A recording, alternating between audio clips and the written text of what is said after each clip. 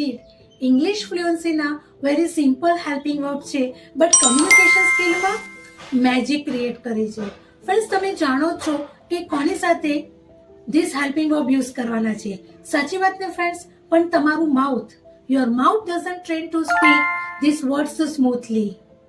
Friends, બહુ બધું knowledge લેવું કે પ્રેક્ટિસ કરવી ઇન્સ્ટેડ ઓફ સિમ્પલ ફોર્મેટની ફિઝિકલ સ્પીકિંગ પ્રેક્ટિસ કરવાથી સ્પીકિંગમાં ઇફેક્ટિવલી તે વર્ક કરે છે અને સેન્ટેન્સને સ્મૂથલી તમે સ્ટાર્ટ કરી શકો છો.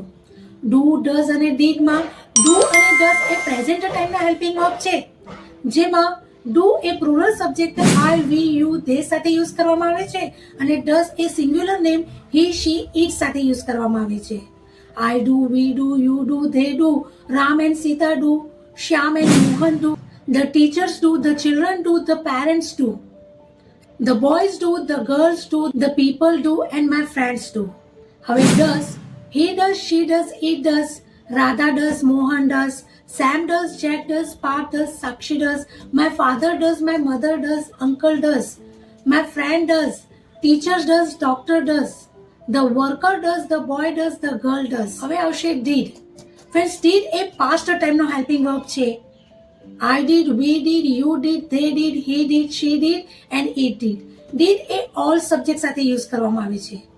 Ram did, Shyam did, Radha did, Seema did, my father did, my mother did, uncle did, teacher did, my friends did, the people did, the children did, the boy did, the girl did, the parents did. Friends, fluency doesn't come memorize.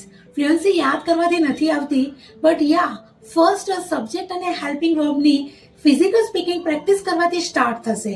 It's come from doing and you can develop the flow at the starting moment. So will you follow this simple format practice?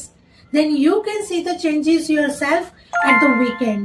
વીકેન્ડમાં તમે તમારો changes જોઈ શકશો.